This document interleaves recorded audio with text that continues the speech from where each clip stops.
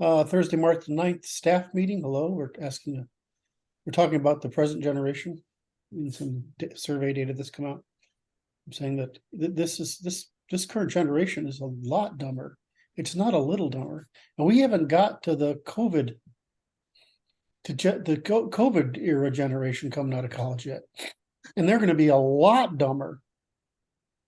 So, somebody says, well, this is always the case. It isn't always the case. With my grandfather's generation and my parents' generation, it was that my grandfather's generation was you haven't experienced the hardships we have, so you're not as cautious as we are. And I said, well, obviously, because we're wealthier, we aren't as at much risk.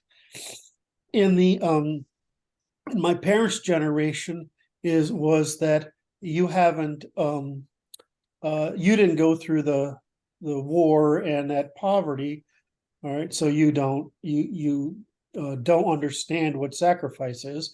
I'm like, you're right, because we're more prosperous than you were, right? That makes sense.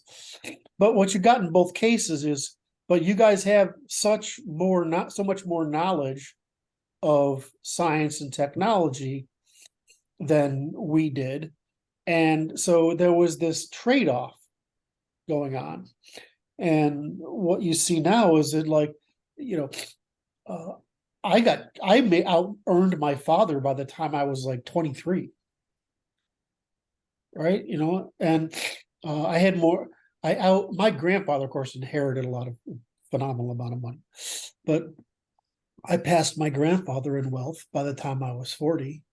Right. And so, you get to these things where they still respected you, but it was a different respect for a different thing. So my generation was, the Jones generation. Our thing was work hard, make money. It was yuppies and that shit, right? The Wall Street generation. We were sort of liberated by the what's his name, Reagan era loosening of financial constraints so that capital was available for investment. So, but I don't know anybody. I mean, the last time I remember this kind of thing was not even that bad. It's if you read Montaigne's letters. So Montaigne's letters are letters to his degenerate son, right? In France, right? We know what happened in France. So,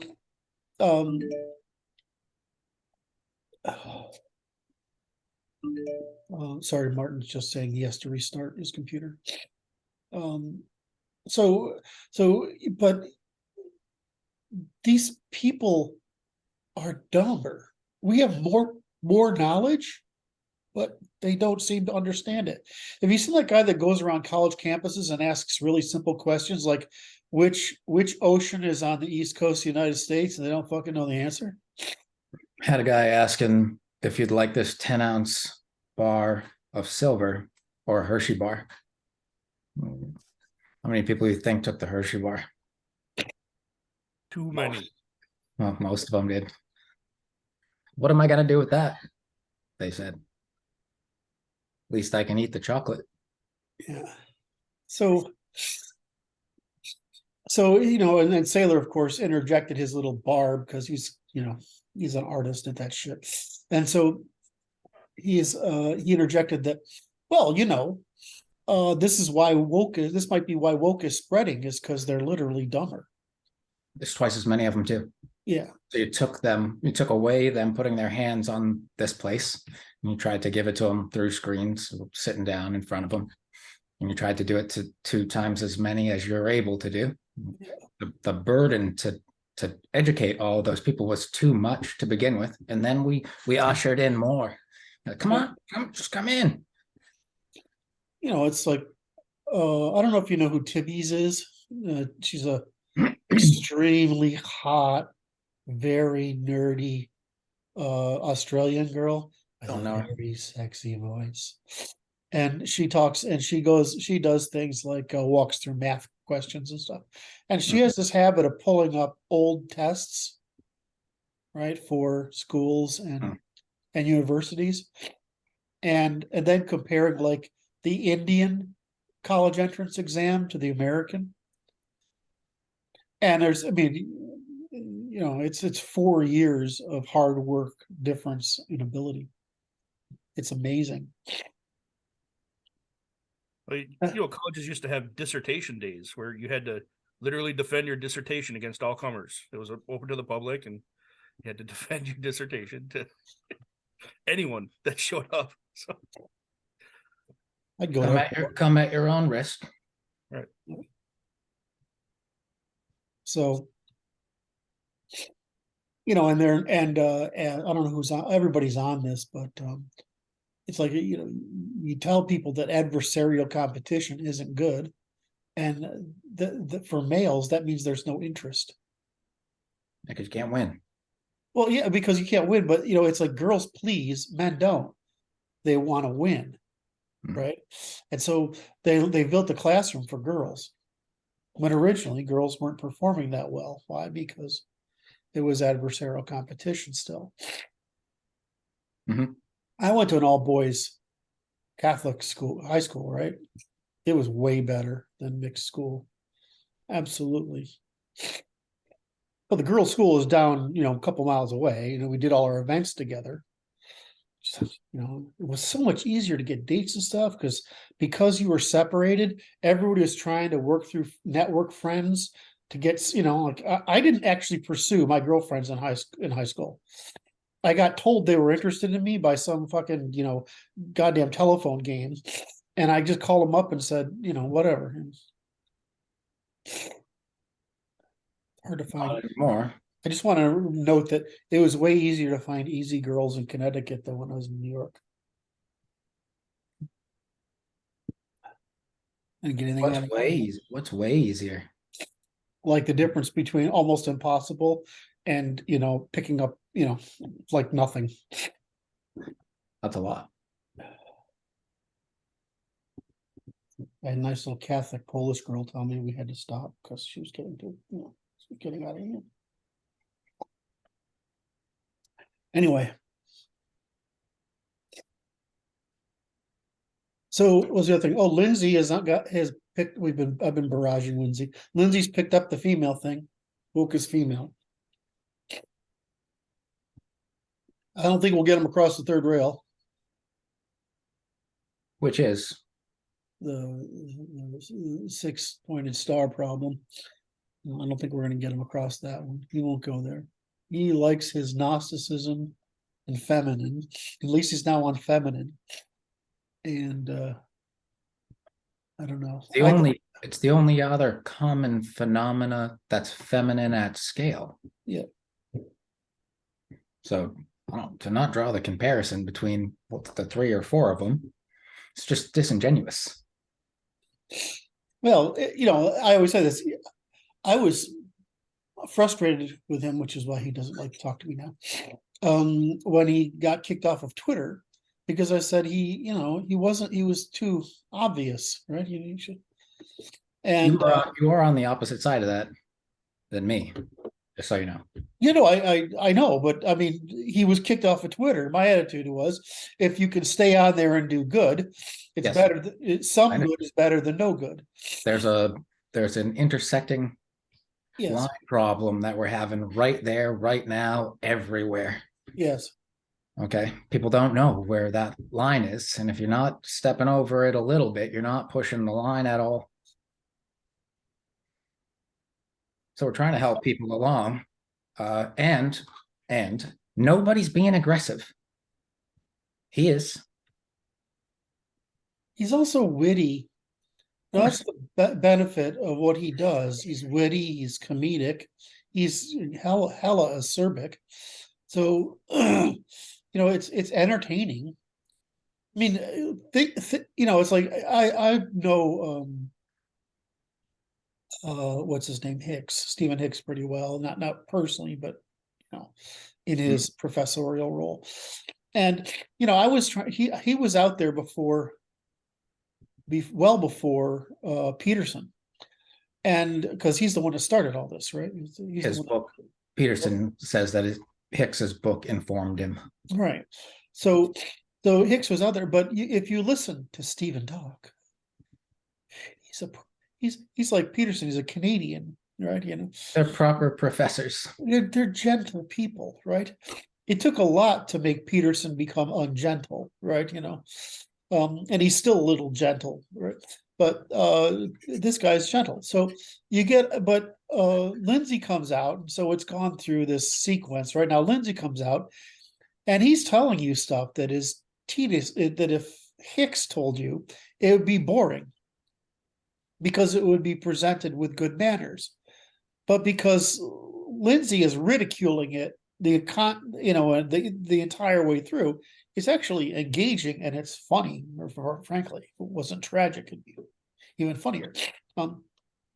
So I really like that. So would I prefer he cross the third rail in order? No, I'm perfectly happy if it works like other progress has happened. Is that some people get to us through other people? You know, I'm happy if we're the next step. All those people judge by association. We're going to have to pull a group of them across at the same Right. time. Right. So I'm not, I'd rather, it's like, used to be the whole, you get into something, you begin into libertarianism and you finally end up with Hop and then Doolittle, right? Well, I mean, the same thing's going to happen with this guy, right?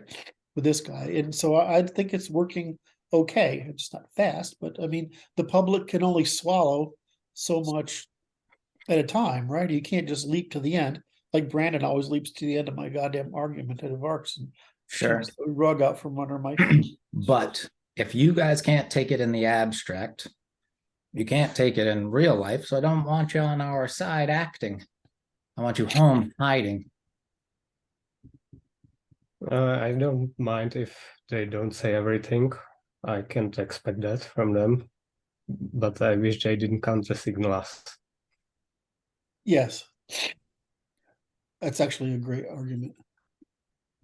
Like I said on Twitter, my dividing line is between people who actually want to punish the criminals and those who just want to stop the backlash.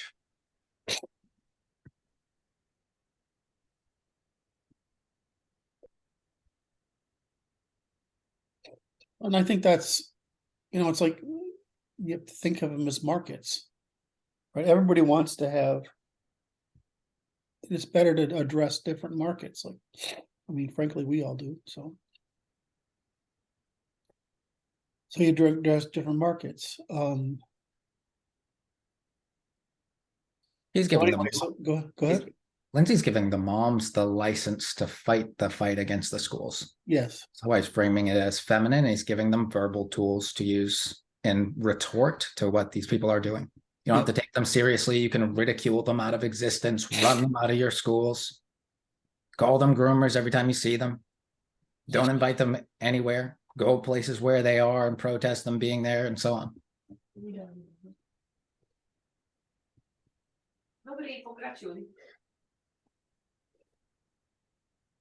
Hello, Maria. Is that your mom, Martin? Yes. Say hi.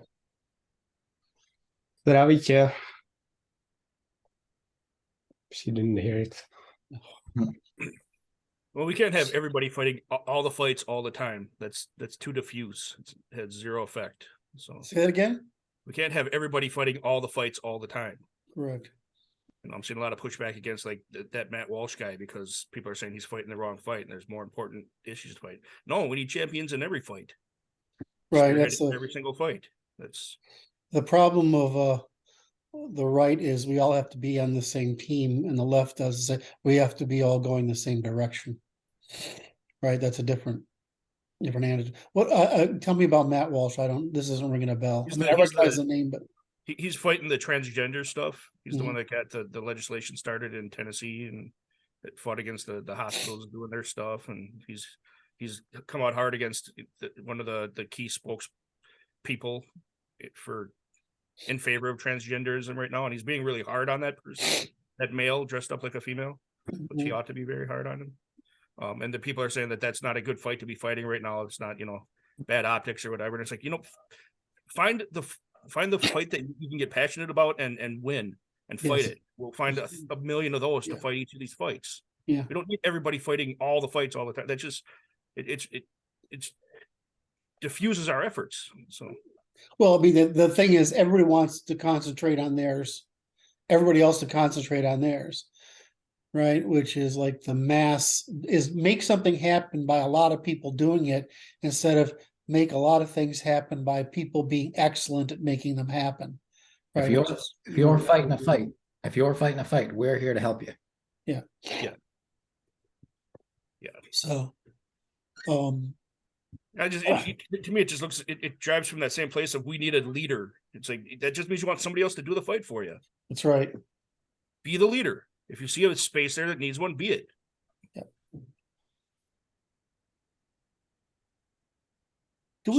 Fight that fight that you see? Do we know who those people are? Is there a pyramid that we could that we could know of? I think Brandon probably knows that. I don't. It exists for sure. The pyramid exists, or the people existed to be put in the pyramid? Both. It's the hierarchy of disagreeability. Yeah. Yeah, it exists. I mean, and correctness and completeness, of course. That would be interesting. We haven't done that. Back in libertarians are pretty analytical, so the libertarians were really good at producing these diagrams of who did what in what section, but we don't have the equivalent now. And so for me, when I think about how would we go to market, so to speak, I'm not sure I know who you go to market to. I think Brandon probably does. It used to be a small number of people that sort of did the alt-right thing, but that alt-right thing is sort of vaporized due to canceling and suppression. So it's more of a broader coalition now. It seems a lot more players. I mean, when you get Schellenberger to come out and agree with you, that's just weird. I mean, he's got a piece that came out, a testimony for Congress the other day. Like, Schellenberger's, say it's on here. Well, he's not very left wing, but he's pretty center left, right? Isn't he? Would you consider him center left? Everyone's getting driven here. Yeah. Okay, well, you're being driven into a corner in which you're going to have to act from. Yeah. And action is going to converge on, law.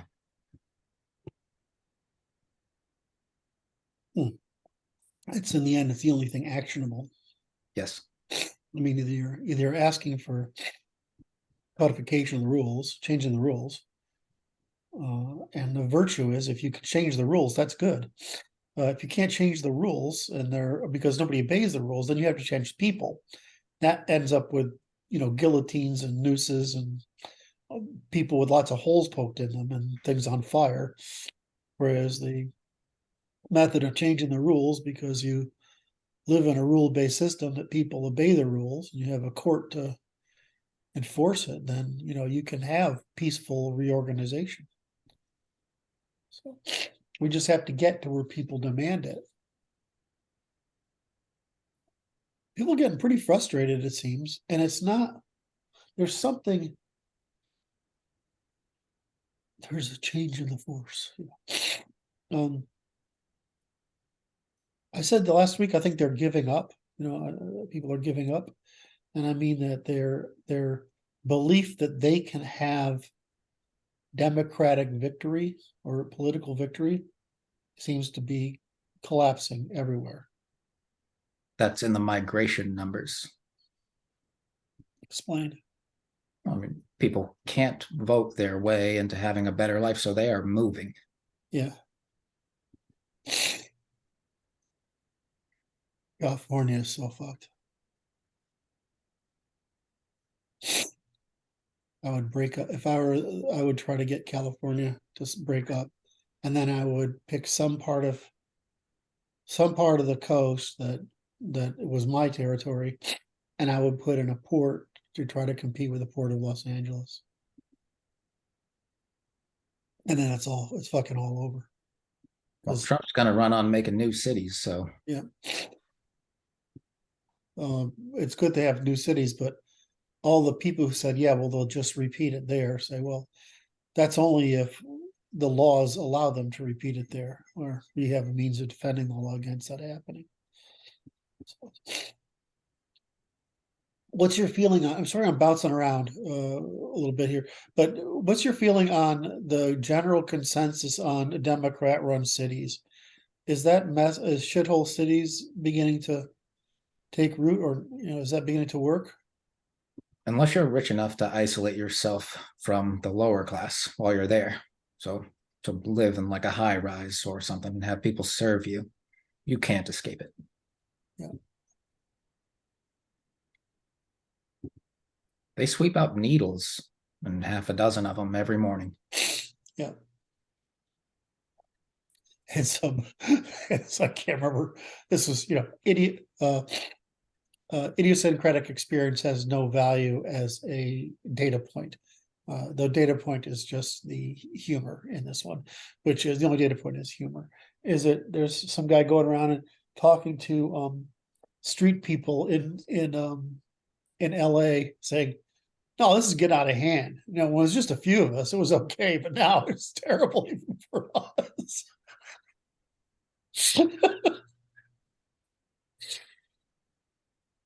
Well, I mean, Southern California is basically New Mexico, New Mexico, right? And so is part of New Mexico. Well, it's a recolonization process. But those people seem to be pretty happy with closing the border. Am I misinterpreting what I'm seeing? I mean, is the filter I get information through not mistaken? Ask the question in a different way. It seems like the Hispanic community isn't so fond of open borders. Any of them that get in here legally don't want it easier to get in here. Yeah. Because they earned it, right? Yeah. Well, I mean, we're running into a problem like that between the generations currently. We're not going to go through the same, you explained it earlier, obviously, but we're not going to go through the same hardships. So we're not going to be battle hardened in the same way. We have to divvy up the workload for who it's appropriate to divvy it up to. We're just not doing that. We think because you want to be something, we should afford you the opportunity. Yeah.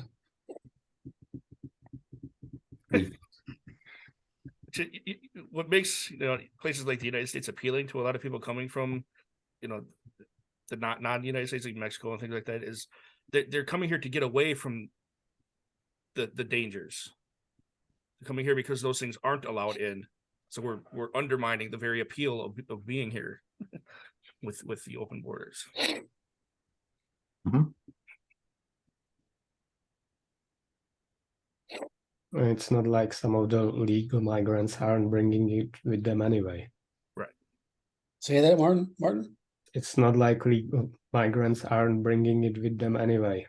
Yes. I mean, that was the point of hard seller. I mean, the pre-60s argument, because we've been very successful up until 63. Until the Jewish socialists used the Vietnam War to We who your Americans and to what end?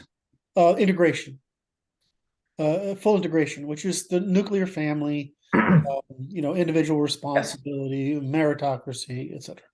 So value of education, also stuff. So this is all post 63. So my grandfather with his whiskey glass. The only good Kennedy is a dead one. I'm a kid, right? I'm like, what? No. My grandfather would be great. Cotton Mather with the wide brim Puritan hat and the fiery brimstone shit. Absolutely. Looked like Harry Truman, but he was wearing fire and brimstone. He was wearing a Puritan hat no matter where he went.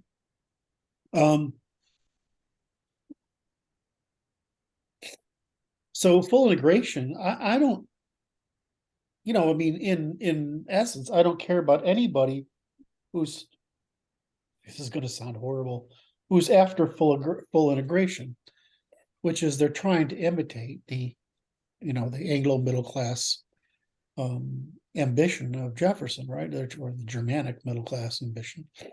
I don't think that matters to me. That doesn't matter to me at all. You know, the question is, if you don't want to do that, then you're a cost to everybody else. And we've just got too many, and it's just been done by, you know, it's all been possible by women voting, and that's the only reason it's been possible. And you can't fix women, you just can't. It's not possible. Fix them how? Huh? Fix them how? You can't make women make decisions in favor of systems instead of empathy. Oh, you can't turn them into men, can you? Well, you can't turn them politically into men. It seems that we're being very successful at turning them economically into men, maybe even sexually into men.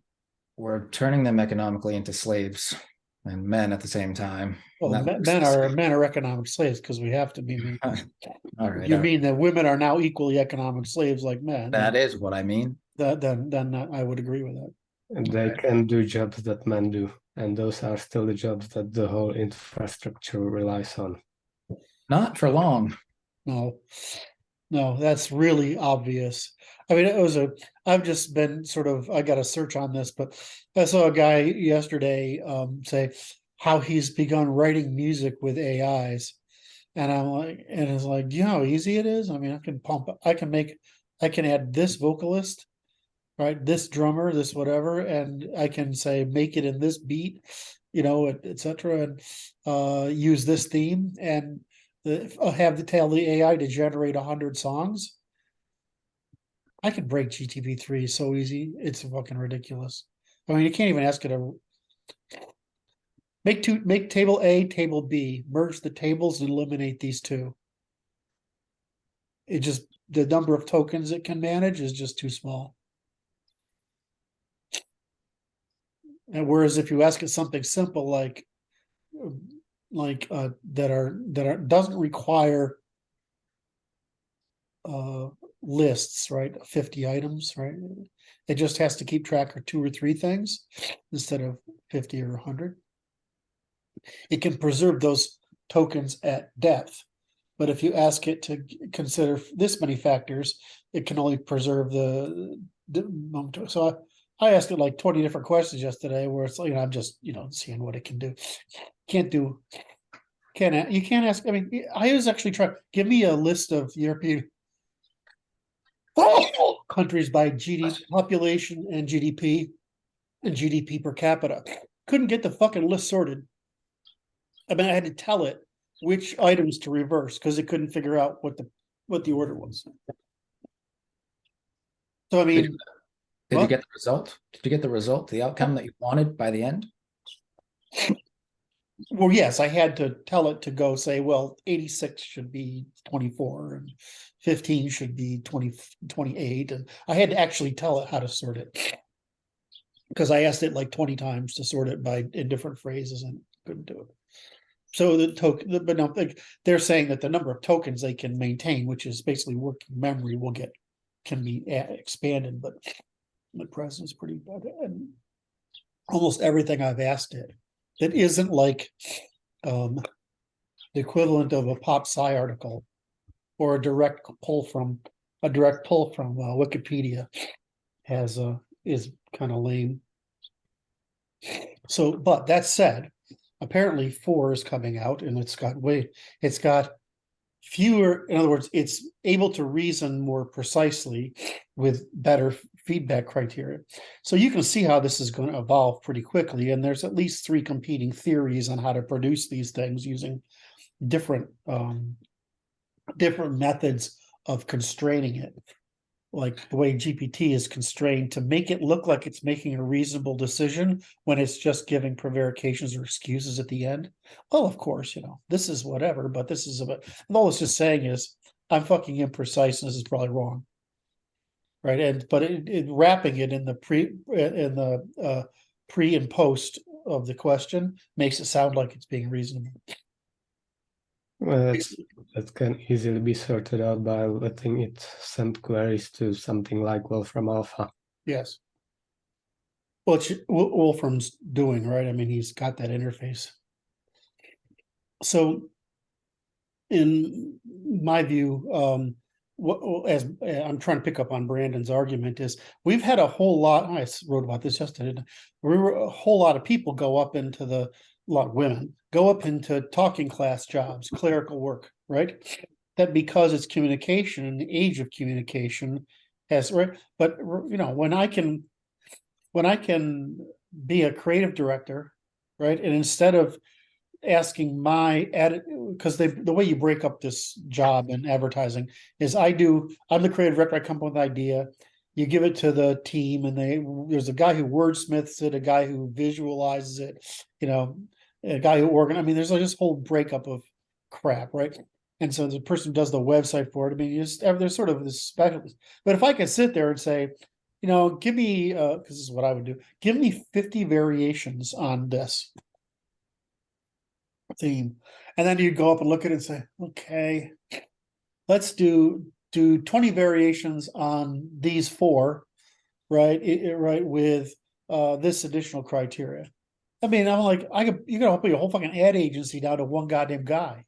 It's all synthesis and selection now. Yeah, it's just because you're not the busy work. And if it's you like type or talk or write, you're going to get out competed soon. right. Unless, I mean, unless you're very good. So I'm like, what? No. So I asked Zyhan, he's not going to answer it, I'm sure, because it's too. So I said, well, if you look at this distribution, I see a whole bunch of people being pushed out of what are white collar clerical jobs back into production jobs, just as we're bringing productivity home. And unlike the people who can't do those production jobs now, those people can do those production jobs, but they're not going to like doing them, but they're going to need to do them. I'm trying to tell them they can just go home right now. You can go home. All those people, all those women, they can just go home to their homes and stay home. You don't got to be forced into any production job or anything like that. You can just turn this around by making a choice. Hey, we decided to compete in a market that not only was detrimental when we competed against men in it, but now there's something that's going to take it over for all of us. We should consider it a weight lifted off of our shoulders, that we don't have to just sit and do this all day ever again. If you have a job, except that if you can go to pay $100,000 for college or $80,000 for college, and instead of going to a place that has capital you must use to do your work, you can sit at home and use remote capital to do your work, right? Those people are not going to like that. We are going to bring capital to people this time. We can't. You can't bring production capital. Oh, I see. What you mean is we're going to distribute it more. Yeah, I agree. Although Musk has done the opposite. He said the whole way forward was right. We're going to do those two things. What? Those two things are going to happen at the same time, right? Okay. Those are going to play with each other. That's the future. Yeah. The interplay between being able to give people their intellectual capital where they are. They can get their information where they are. You can get your training where you are.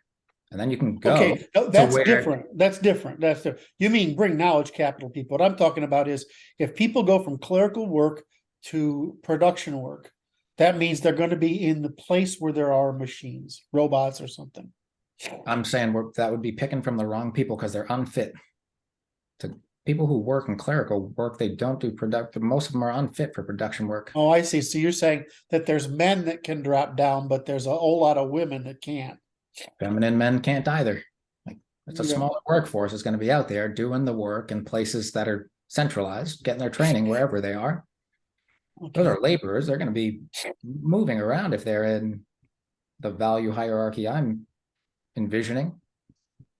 So hold on, I'm just working through this while you're talking. So in the big change over time, the Industrial Revolution is, like I lived in my house when I was a little kid. It was like 8,000 square feet, right? It was fucking enormous. Why? Because it used to house a whole goddamn farm, right? And so you had servants and the main family and their children and the grandparents and all this other crap, right? And so and then they own the farm across the street as well, which is where I think the grandparents lived. I don't know, something like that. Anyway, and so in that kind of household, you have 3 generations, but they served lunch to the farm, breakfast to the farmers, the guys who worked on the farm, in the goddamn kitchen, in the house every morning, right? It was a back door. You come into the kitchen and all these guys. I thought that was really cool, by the way, but I was too young and I wasn't allowed. I got told to leave every time. So, which was unfortunate because there was so much to be learned by listening to those people, right? So the thing is, the same thing that happened in most of history is you had a domestic production inside your house, right? And during the industrial, then what you would do is men would rotate or they would travel with different craftsman skills, but you would send money back home or whatever. But the women worked in the house. So it's one thing to weave, which is what most women did, some variation on domestic production. When you've got like a rug rat, right? They're there. You can see them. You can, and weaving can be interrupted very easily, right? It's not like a fucking, it doesn't stop. So we've seen the restoration of in-house work, weaving, with clerical work, right? But are women going back to having kids? No. Well, no, they haven't. We would suggest doing so. But every time there's an economic correction, what happens? Women go home and have kids.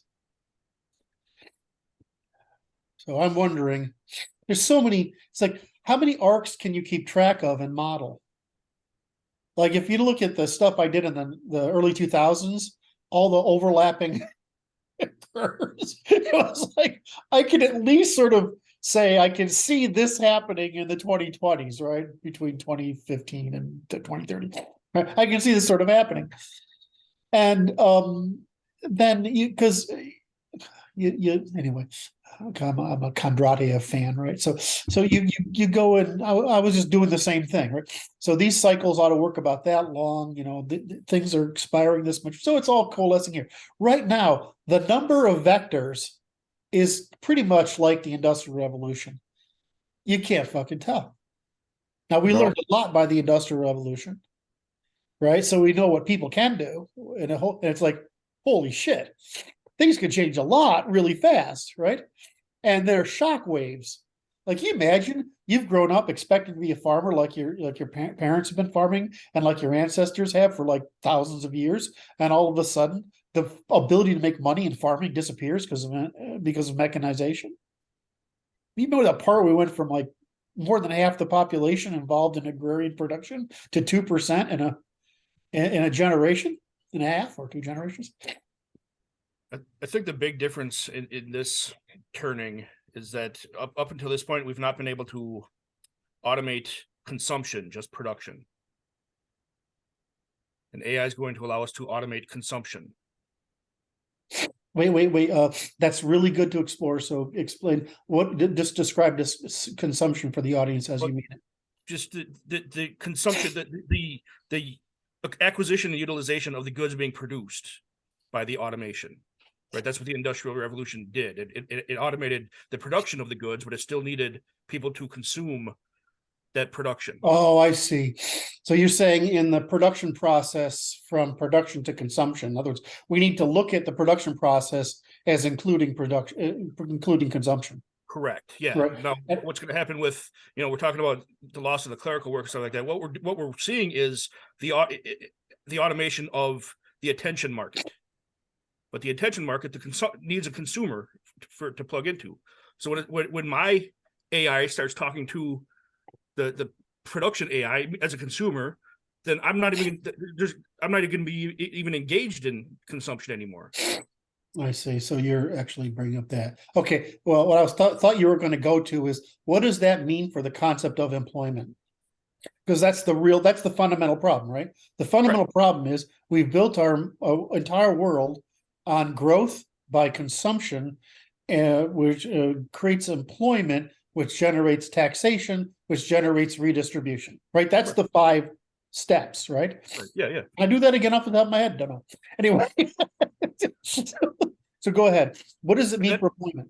Right. Well, that's what I'm getting at. Is that like you're correct in pointing out that every economic disruption in the past has resulted in that go back home, right? But that go back home created a new base of consumption. It expanded consumption. Wait a minute, say that again. I didn't get it. So the disrupted economy, right, resulted in a contraction of the workforce by the women going home, right, and having babies. Yes. Right, which expands the base of consumption. Right, because consumption is generated by offspring. Correct.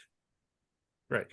So what I'm saying is we're looking at a new disruption here in that the consumption side of the production, because the production is all virtual. All this AI production is virtual. Virtual, you mean it's independent of humans? Yeah, it's all attention stuff. It's all, yeah. I mean, they're not outputting product. They're outputting not clear enough. I know you know what you're meaning, and I'm not getting it because I can't. The reason is I see you can't eat a website. You can't eat an advertisement. You can't eat a movie. You can't eat music. I know. These are all non-tangible products. Right. I can make an AI that consumes all those non-tangible products that I don't ever have to touch or see or interact with in any way, shape, or form. Okay, you're saying I can have the entire attention market filtered by my AI and consumed by my AI without me ever having to do anything. Right, but you still have to consume whatever the purpose your AI is. I mean, your AI is still eventually serving you, isn't it? Yeah, but it's narrowing down my consumption to just what I need. So all of this effort being produced by this artificial intelligence is being consumed by this other artificial intelligence. And the output is still just me getting exactly what I wanted from you. Yeah, okay. So I'm trying to, I agree with all that, right? So what you're saying is that we are overloaded with information that we don't want. The AIs will filter the information to what we want. It will find the new novelties and exceptions that fit our interests and whatever. People will try to game that on the positiva, the promotional AI side. This conflict will go along like a market, and eventually pretty accurate filters will get done. So fewer companies will compete, and in other words, instead of flooding the market with a range of products, you'll try to find only those. In other words, you don't have to produce a lot of things and throw them into a distribution network in order to see what you want. Customers want, right? Like I don't know if you know how General Mills works, but I have a deep. They're one of the case studies in marketing. Where you're like, here's how General Mills does it when they want to sell you a new box of cereal, and you're like, you're fucking kidding. It's like throw spaghetti at the wall and see what sticks. Right? They're really good at it, but right. So what you're saying is that disintermediation will occur between the producers and the consumers. What I'm trying to figure out is great. All those jobs that were previously filling that AI role, great, they're gone. Now, what is everybody doing to have the money to consume with? That's the problem I don't understand, because from what I see, we're going to displace the clerical staff back into in other words, a bunch of white collar jobs that are pushing. Hopefully they're not consuming anything. They're creating social capital. You always fucking do this. You're always ahead. Let's close it right up. So, but you end up with the problem still, right? Of course.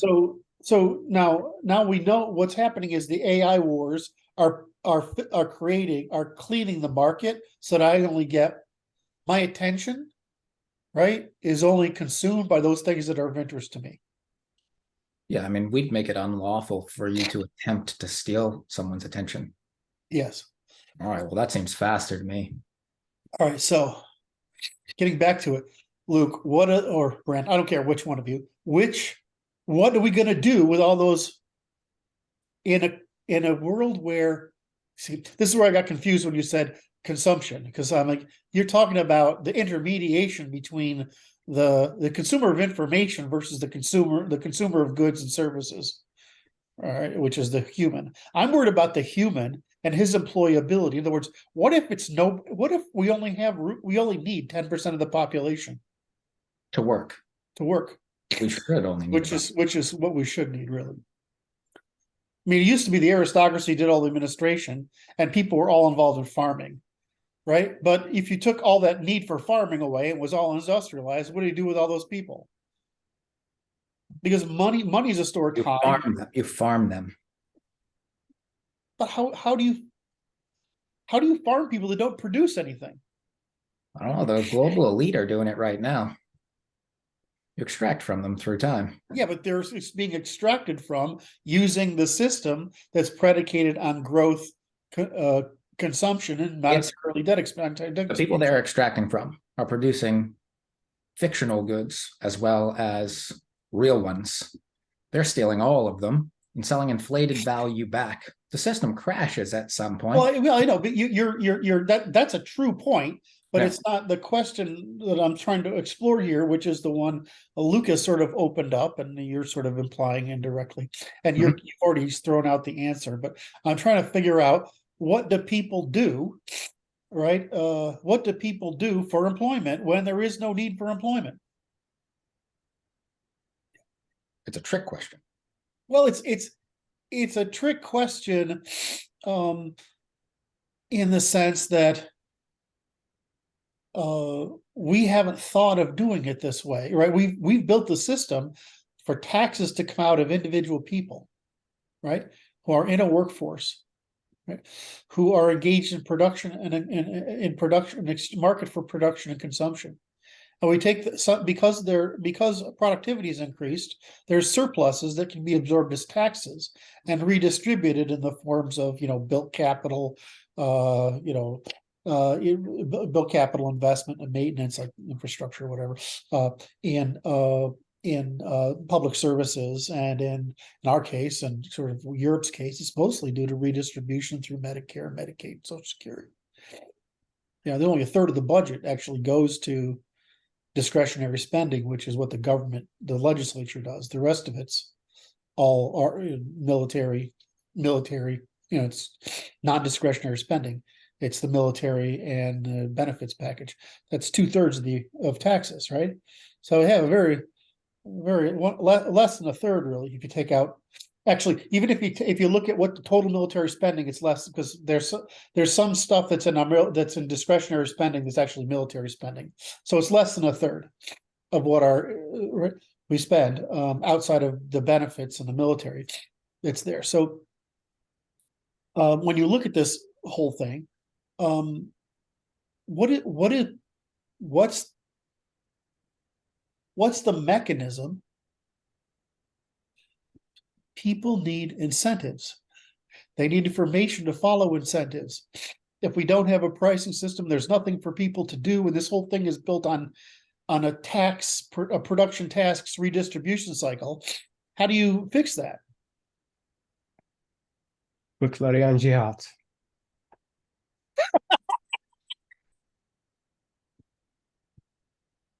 Didn't see that one coming. So, of course, I want more discussion to happen so the audience understands the difficulty of the problem before we go to what the answer is. But I don't see that. Well, the approach I've articulated in the past is the subject matter expert emerging out of all of this, where there's 7 billion subjects that can sustain a subject matter expert in the known universe. Right. How many people are there? We have enough stuff to think about and explore for everybody to be doing thinking and exploring. So the big problem of producing commons, I'm going to go to the answer, right? So the big problem of producing commons in modernity, which is really obvious when you look through history, and especially if you travel the world today, is the cost of labor under that surplus. by taxation. But if there is instead you have people who have largely jobs who are to improve commons, in other words, turn the world into, a park. You employ most of the people at human scale in occupations that are largely aesthetic, right? And you have more people engaged in research and development, right? Because the actual production cost of feeding them and housing them because of automation is near zero. I mean, it's for all intents and purposes. Brandon, is that the argument you were waiting for me to sort of make? You were doing something. He was doing something else. He was ignoring me. Our redistribution of capital is perceptual first, because most people are oblivious to the capital markets that exist, which is demonstrated in them burning them all down for the warmth. Yep. All right. So well, the shift that's going to happen demonstrably and now deterministically, given the advances in AI, is going to push people to a place, home, we're saying you can get out ahead of that. That's what all of this is. You can't predict from a sprinkler where all the droplets are going to go, but you can predict where the sprinkler was from where any of the droplets are. Right. All right, you're coming here. The answer is the law. So it doesn't matter where you are. You aim towards it, and that's your trajectory. You don't get another one. All the other ones are criminal, technically. Yeah. Okay, so you're correct. All right. Again, you're ahead. I'm trying to finish this arc. All right. I'm trying to get Luke to chime in here, and it's not working. So my point is that if you had I'm going to pick the Soviet Union, right? What is the difference between what the Americans did, the Soviets did, and the Chinese are doing? What the Americans did is they took advantage of low labor costs as people moved from Europe to America and became right and could engage in new production. And that made America wealthy.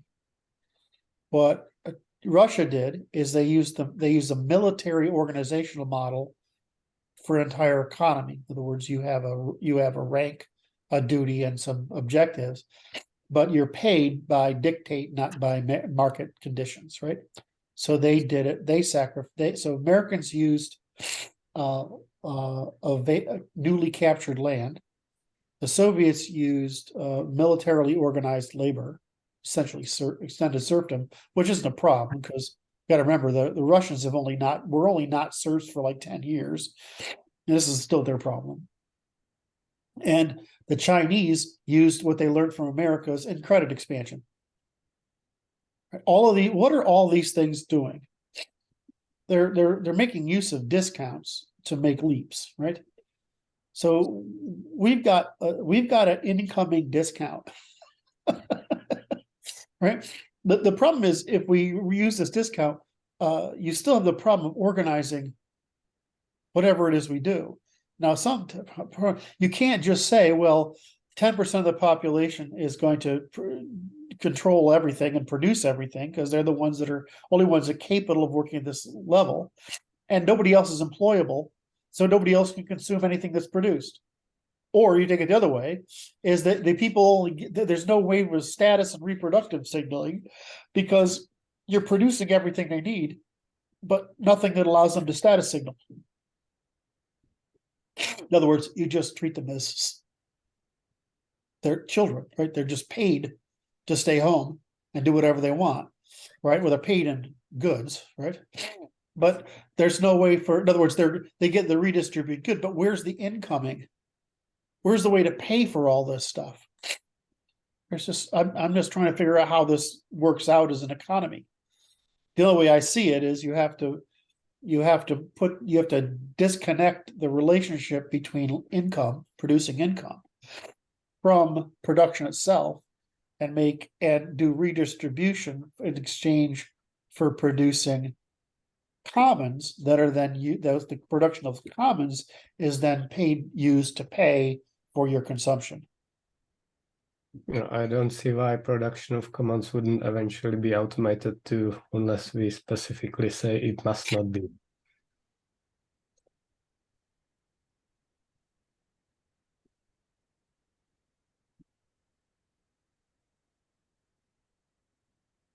I'm going there.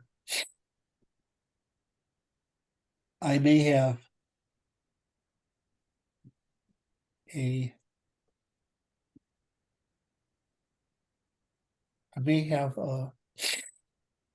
fairly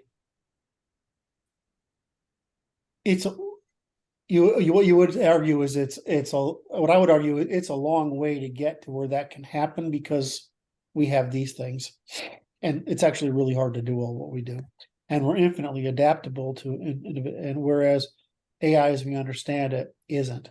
What you're saying is it'll eventually get there too, and then we'll have to cross that bridge when we come to it. I would agree. On the other hand, Which markets, which commons? just They're not I would say environmental commons. Well, there are commons that are wholly human, like norms and traditions. AIs could provide landscapes that would, like, say, a digital community would emerge, but it's still agents interacting with one another. Choice-making agents. There's theoretically no reason why you couldn't eventually have AIs that could do everything that humans do better, including norms and traditions. Robots. Yes. Well, Curt says we're all bots already, so. Exactly. I was only trying to solve the next century.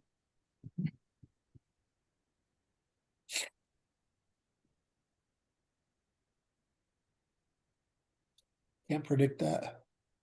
I'm also thinking about it. The humans, I mean, to some degree, there's an interesting distribution of humans' ability to act. We're really cheap, right?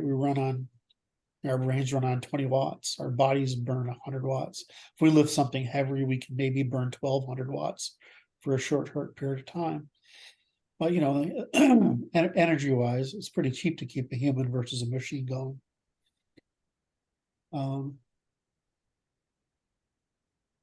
Trying to think, what if people have nothing to do? What are they going to do? They're going to specialize in finding status by negative means. You could constrain them to positive means.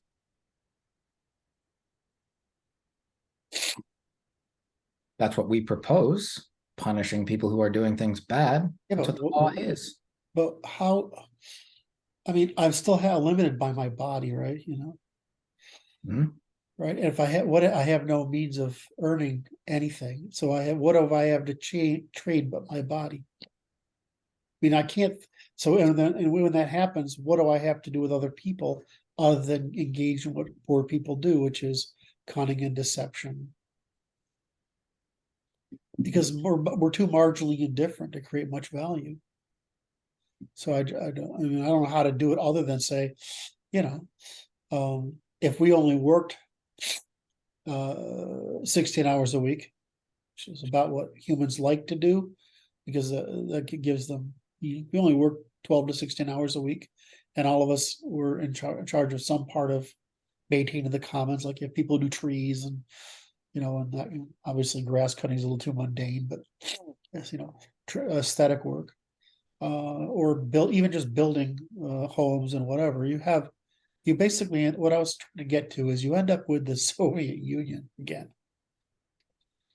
except that you actually have market-driven production, but you have you have automated production instead of labor production, and you have labor production of commons instead of labor production of consumption of consumables. Does that make sense? Did I say that clearly enough? No. Somebody tell me if I said that clearly enough. No. I think Or you're describing a scenario where the commons have no value because nobody wants to engage in them. And then we're saying that the commons is the way people acquire value. Well, I'm just saying that if I could get paid to rebuild the houses along Main Street or make them beautiful instead of ordinary, right? If I was working to create the place to be beautiful, and I'm getting paid for that. I have meaning in my, especially if you're not breaking your broad body. Why wouldn't I do that? And what I'm saying is if nobody ever leaves their house, it doesn't matter if the place is beautiful. So the same thing that drives us to leave our house drives us to not do that. So you're saying the virtual experience becomes the majority of, and the outer world, and so we live in rabbit warrens, like things like that. Well, we don't behave badly because we want beautiful things. It's the same reason we value a commons that's beautiful. Yeah, there's people that act in opposite of that, but that's. Well, people are more pro-social in a beautiful commons. That's one of the things we're trying to get at, is how do you create a place where people want to be? Right, but if that's accurate, then the interaction is valuable, and that's what they pay each other for, is interacting with each other, opportunities to interact. AI can never replace human interaction. Right, I'm agreeing with you. What I'm saying is AI can take over the production, so all the interaction we have is the production of commons, which puts us in the position where we can re-socialize again. In other words, we free up so much time. It's one thing to say, I have to make an excuse to go to a church, what do you call them, bake-off or something, right?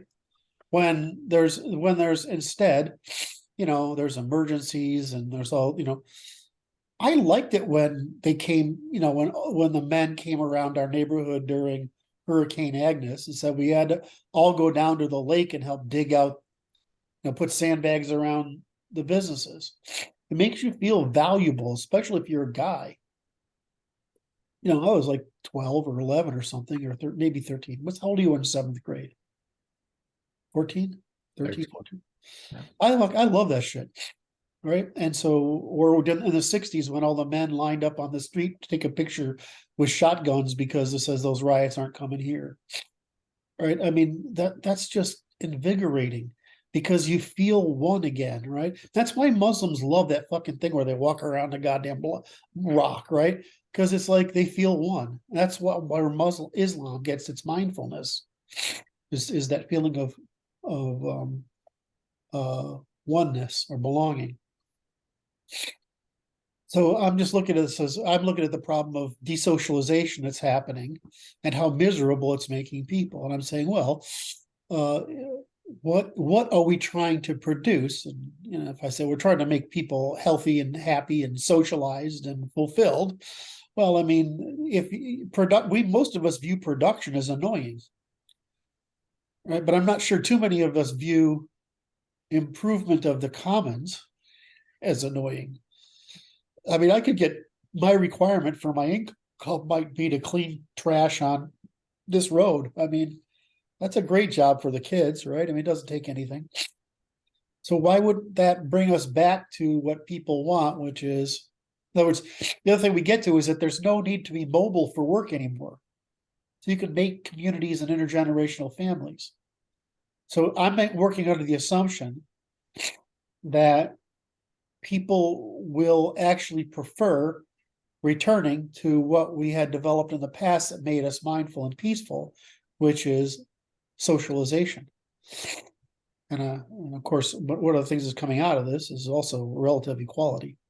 So, I mean, there's going to be a caste system like they're always, or class system like they're always in, but it'll be meritocratic. Some people, I would be one of them, would prefer to just go and work on hard things, right?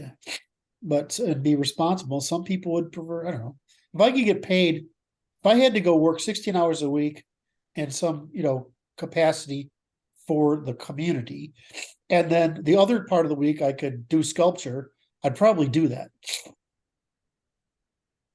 And I think that most people would sort of fall into that kind of thing. and then you're re-socialized, and that seems like a good argument. And I'm just trying to work through. I'm not saying this is the right answer. I'm trying, if I look at the problems that exist, does this solve the particular problem? And what I think, Luke, you're saying is, why wouldn't I just stay inside? Why wouldn't I get a one-bedroom apartment, stay inside, put on my fucking goggles, and slay dragons all day long? Because that's social, right? Right. Well, I'm saying that a subset of people would do that, but a subset would also do exactly what you're describing. And the subset that puts their goggles on and disappears virtually, they destroy themselves. They cease to be people. They stop reproducing. There aren't any more of them over time. So right. So it's a selection process. It's a problem that solves itself. Sort of like liberals not reproducing.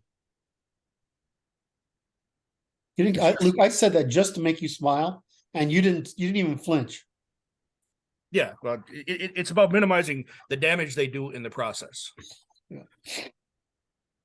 Yeah, I think anyone could be baited, and that we really need to outlaw hyperstimulation.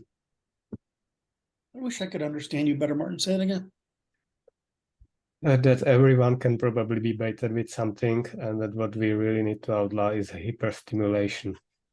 Yes. All right, so you're basically saying that's an addiction. Yes. Yeah. Goodness. Look what's happening. Asian men, okay, you're already talking about whatever the problem they have. The number of guys that just disappear and they live in those fucking cubicles and they just die playing a fucking video game. That's sad. How many? What? How many? It's not how many die, it's how many do nothing, do that. Because right, it's a lot. I mean, it's huge percent. I mean, functionally, the economy is running on women now. Right? They have the male elites, and then they have women workers, and the women are choosing not to have kids and marry these guys. So it's like producing a two-tiered male system and a untiered female system, or the usual distribution of females. Mm-hmm. You look at South Korea. I mean, we keep talking about China's population collapse, but South Korea, I mean, there's not going to be any fucking South Koreans at this rate. The Japanese, at least they planned on it, right? They figured out the reason I'm talking about this automation game is because the Japanese are already doing it. The thing is, they haven't got AIs yet. Well, once you get AIs, I mean, it becomes really obvious that there's so much they can do because essentially they have infinite memories, right? I mean, they have the whole of human knowledge. But that's all they have. Well, they have because they're not building models on the unknown. That's our job. That's not going to be true. The problem they have today is, like I said, like I've always argued, is that they're predicting from word models, which are just probabilistics. But they don't, they're language models that are just probabilistics. They don't have word models. But the leap from language models to word models, as Tesla's bot and cars show, is not infinite. You really look at the merger of those two technologies. The minute you take the embodiment, which is what a car is, right? And Musk's robot is a car with legs instead of wheels. It's the same problem, right? And you take that, and of course, the added thing is that they can, you have this ability and the car doesn't. But when we get cars with arms, that was a really interesting idea to run away with cars with arms. Can I just pick you up and move you out of the way? It'll redefine the drive-by. Yeah. So if you can say, well, you merge those two technologies, which is embodiment and language model, now you have a method of falsification of the language model, right? You can actually test the language model for whether it's true or not. Physically possible is the right answer. So the thing what humans do that GPT is showing, right, is by erroring, you got to think of it as erroring. GPT is showing it's just predicting from a language model. but you could also predict from a word model, from a world model. Now, we tend to think about it as, well, the car is driving and it's predicting based on all the other driving circumstances that are similar to this one.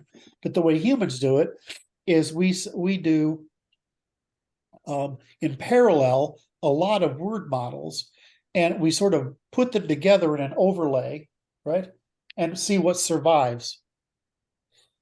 So you could actually think of it as just for the same reason machines can create is the same reason, the reason humans can create, innovate, is the same reason computers can innovate, because that's the same reason GPT gets it wrong. Right? The difference is GPT can't go out and say, here's my new theory when it gets it wrong and see if it's right or wrong. But what it can do is then come up with this theory, which is basically an error, and come in that's in the sense that we think about it is a prediction that is based on potential associations or unknown associations, and it absolutely can become a thinking machine. That's got to have a world model to do that, and the depth of the world model is and in terms of what we think of as tokens or symbols, is way bigger. In other words, the operational model of the world is way bigger than the linguistic model of the world, right? That's why language is what it is. It's sort of this infinitely descriptive, rearrangeable string of shit that produces an episode of change in state. Did I say too much too fast there? Or was it followable, right? So there's no reason we can't have AIs do that. Get there. All it needs is two stages, which is the physical model and the moral model. Now, we've supplied the moral model, right? So once you have the physical model and the moral model, they can do whatever, they can do the same shit we can, except what it requires, 7 billion of us to do, one of them can do. And if I didn't make that, it's an important arc, so if I didn't make that clear, somebody tell me I sounded stupid or something. Brandon, tell me if that made sense. Luke, your face says you didn't. You said a lot of words, Doolittle, and that didn't make any fucking sense. No, it makes sense. I think that there's other limitations in play. There's things like power and things like that come into play at those scales. Miniaturization comes into play. There's other physical limitations to achieving that state. So the universe itself has laws. Right. Okay, I don't want to. I made my basic arc there, and I don't. Yeah, I understand the theory. I'll get too nerdy if I belabor it further. But I mean, if you're listening to us and I say it's too nerdy, that must be pretty bad, right? I mean, too many terrible futures exist without the law. Well, when we had the agrarian revolution, what happened? We think of it as, oh, great thing, plenty, but what really happened? A lot of fucking people got killed. When we had the Bronze Age expansion, what really happened? Oh shit. Almost every civilization of the ancient world got fucked over, and only one or two of them survived to limp on into the Iron Age. It's inability to integrate, and we're sitting in a position where a lot of people have compromised their ability to integrate. And we just tightened. That can be corrected. That can be fixed. That can be integrate. You mean adapt, right? Is that same word? Integrate and adapt mean the same thing? Integrate to whatever the new pressures are. And the difference is we know now and we didn't know then. Right. That's why I harp on proxies all the time. So we can introduce proxies that facilitate that adaptability in ways now that we never could in the past, because we can identify it now. Okay, so let's take your counter proposition, Luke, and say, okay, well, what happened in the ancient world is that the people had been superstitious, doubled down on it to maintain their way of life instead of adapt. Right. We don't think of it this way, but fundamental, as we understand it, is the same thing it erased really in the 1700s, right? As doubling down on the old way of life instead of adapting, right? So, and what do you think of Marxism is? It's the same thing as the superstitious people doubling down on their way of life. Marxism is a way for the Same people who would believe in superstition to believe in pseudoscience, to double down on their way of life. So every time we have a leap forward, there's a Luddite reaction to it, right? I mean, we know who the Luddites are, right? Every time we take a leap forward. Well, so there's an interesting question here. We take under presumption that progress is always a good. And I would say the capture of more energy is always a good. I'm not really sure what other than the capture of energy that produces discount on our agency, I'm not sure what progress means, because I'm pretty sure most of us would prefer to live in a village outside a city that we could go to for market purposes. And we had intergenerational families. Well, I'm not sure about my family. I'd probably, light them on fire or something. But sorry, that was just an unnecessary bit of humor to interject. It didn't work either. So we could have intergenerational families. We would have belonging and mindfulness, and people wouldn't be alienated and antisocial and not reproducing. So maybe doubling down, maybe we're at the state where we've done enough transition that we can go back to intergenerational families and stable relations. I mean, that's why one of the reasons Germany is not crazy as crazy as Anglosphere is because it's still a relatively provincial culture. People don't really move from their families.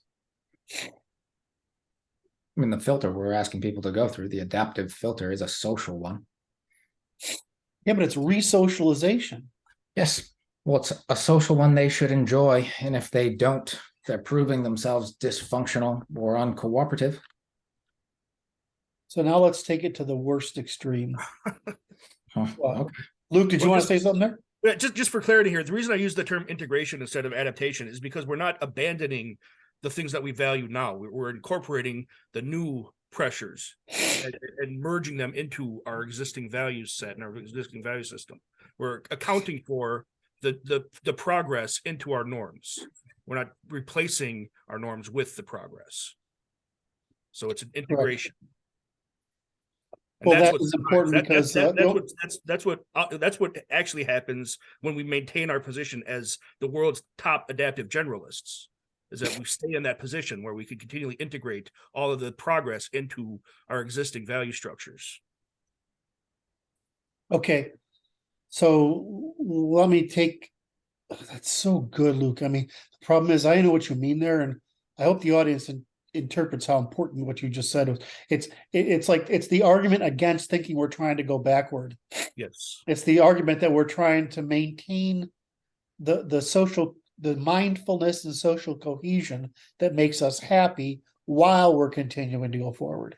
Yes. Because we've desocialized enough that we're basically producing generations that are literally crazy. They're gone mad because they lack mindfulness. I think that's demonstrable. All right. And it's not like they don't know it, right? They just know they're unhappy. Right. They don't know what the world could be like because they never experienced it. But we know what the world could be like. I also still remember, people who grew up who were illiterate. I remember people working in farm, in labor jobs who could not read. And, when you met those people, you realize how sad they are because they feel so left behind. Well, it's not too different. That's just a very clear example of where people's minds are today, is they can't put their words on, they can't put a label on it like we used to with illiteracy, but it's the same function. It's being left behind. So we can go to the worst example. Okay, we're gonna have fun with this one. So what is the whole, we started with the gay, metrosexual, trans, so if you look at these urban environments that are turning into, we call the what's the mouse, is it mouse utopia or rat utopia? Rat utopias or mouse utopias, yeah. We did both. So that's what's happening in our urban centers is it, I don't remember, is it rats or mice they use? Calhoun used both. He did experiments with both. Okay, so it's called mouse utopia. I'd rather call people mice than rats. Well, there's some people I'd rather call rats than mice, but we could be called like conservative mice and and liberal rats, is that how we could, anyway. So we're producing these urban environments, which is where a lot of this negative stuff seems to be coming from. All these the TikTok mad crazy chicks, right, that are putting out these things that are like, you really think like that? How can I? It's one thing when you hear these guys talk about, guys aren't crazy, they're just off, right? But the girls, they're absolutely crazy. These women that I call the TikTok chicks, right? They're insane. And so if you look at what's happening in these cities, and you're getting the Mouse Utopia experience where people are behaving extremely destructively. And it's so why wouldn't automation produce just more Mouse Utopia? It's gonna. Well, that's the point, right? If we don't do something, it's going to produce that. Yeah. For sure. Isn't that what the New World Order wants? Is Mouse Utopia? Well, I think part of the question is how do you prevent it from subsidizing dysgenics? Yes. Well, I mean, so there's two problems. That's a great framing. I would rather generalize it as devolution, if that would be okay. And that you have the genetic problem. Well, that's going to be there, right? Unless you explicitly work on it. I think the problem is failure to develop. Right, so you could fail to develop because it's genetically impossible for you to, or difficult for you. You could fail to develop because of your environment, or you could fail to develop, in other words, your conditions you're in, or you could fail to develop because the incentives are anti your development. Or you have those that sequence of three cases.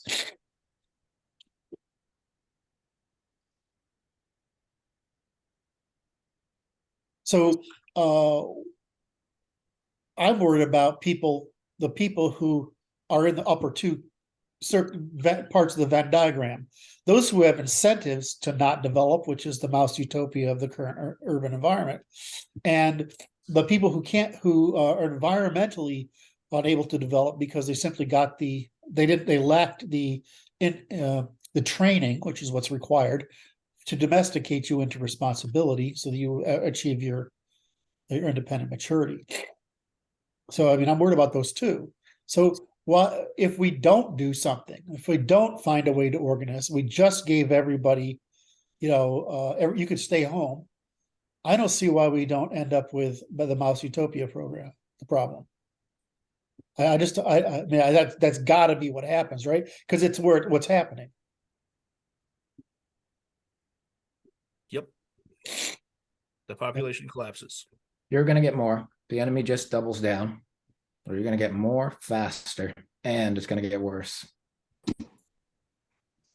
They don't know any better though, because they think they feel that the discounts available as we move toward Mouse Utopia for humans are incremental improvements, where they're actually capital consumption, right? They're consumption of behavioral capital and institutional normative cultural traditional institutional capital that makes it possible for you to have mindfulness.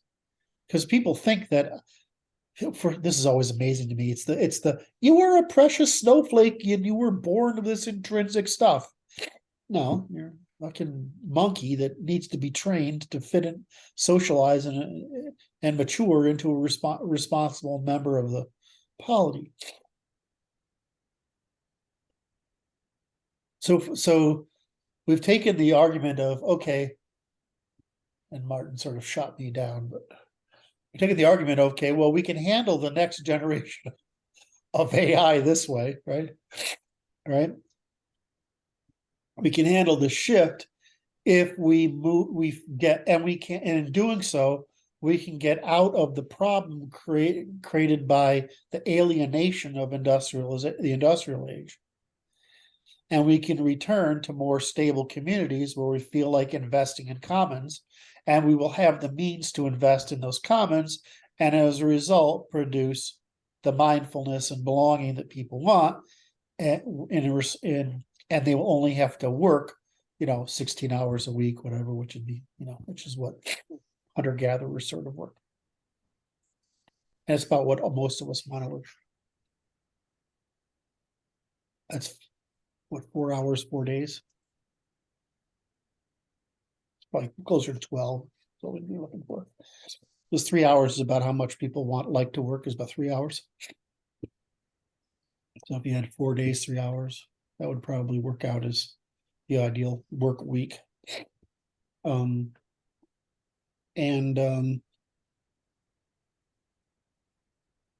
had that kind of thing going, you could produce it.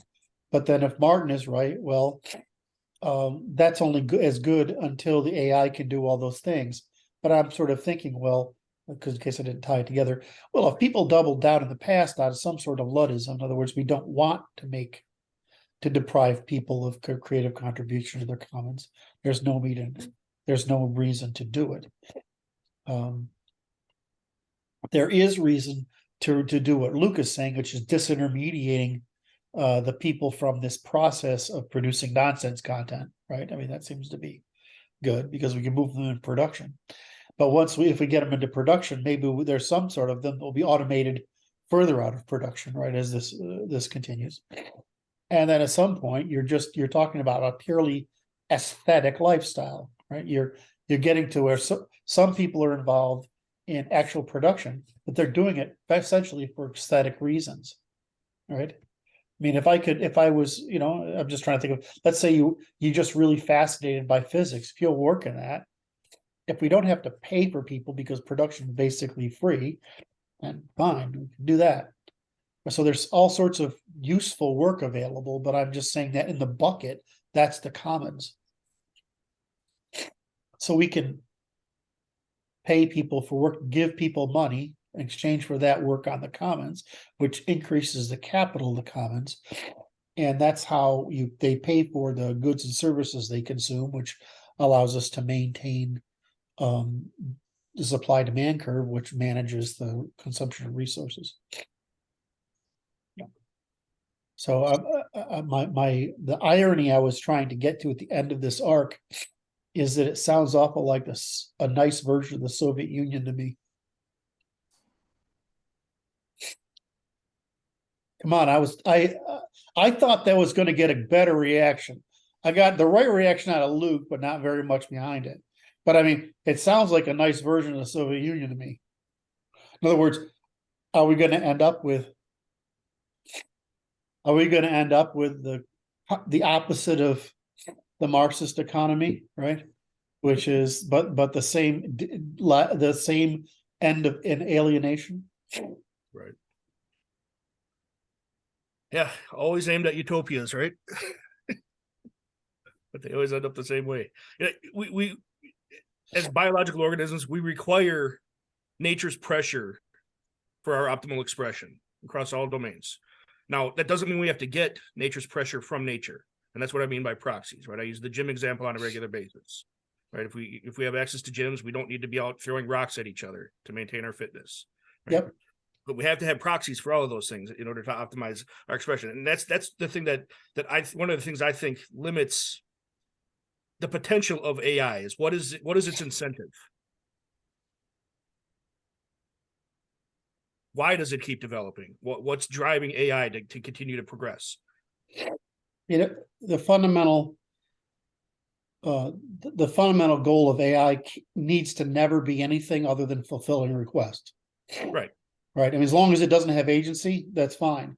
If it gets agency, the only thing we can say is it needs to discover new ways of converting energy for use by the next AI, right down the line to use in some sort of production. But that's it. But just connecting the concepts back to Calhoun's utopias, right? Even an agentic organism that doesn't have exposure to pressures is going to collapse, just like it did in Calhoun's experiments. So AI is emerging and it exists solely as a organism that exists without nature's pressures. I hear you, and I'm trying to test that against everything, and I feel like I'm trying to maintain a causal ax. In other words, I'm looking for doing that, and I'm not. Well, right now, nature's pressure is exposed to AI, or AI is exposed to nature's pressure through us, through our Yes. incentives, through our requests of it, through our interactions with it. When it reaches a point where it's detached from that, then it's going to collapse, just like any other population collapses. And collapse doesn't mean that it's going to stop existing like it would for a biological organism. We would have to make an AI vulnerable to that.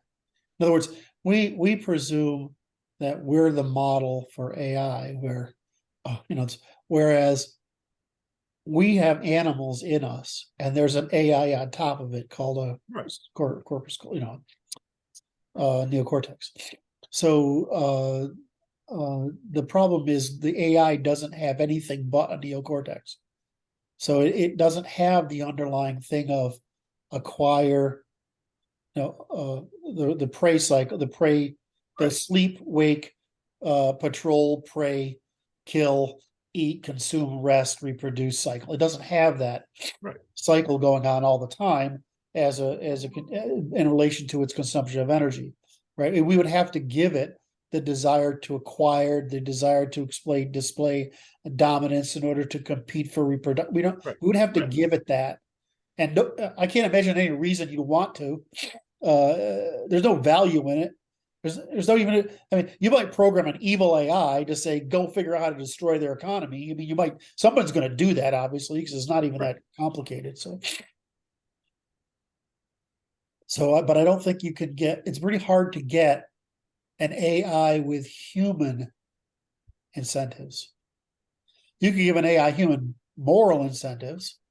Actually, you come up with immoral incentives, but it would have to give it something. It's not a natural. The natural outcome of an AI is, if you just have it running concretely, is to just identify patterns of novelty. I mean, in other words, if you give it no other criteria, the only feedback system that helps an AI is novelty. In other words, the brain, because you have to have novelty detection because that's what your anomalies are, right? Anomalies are novelties. Yeah. So I mean, an AI is going to detect novelties on its own, and then it can permute on the novelty to see if it's immoral as an imposition of cost against demonstrated interest. And anytime it takes some action, you have some other AI that's watching that AI that says, you can't do that. By the way, you just forgot that whole chain you just came up with, right? You can just make it wipe it from memory. So Jiminy Cricket on your shoulder is more effective because he can actually make you forget what you were thinking about. So I don't see that. I say you'd have to invent a malicious AI. They won't. It's not a natural thing for an AI to develop volition.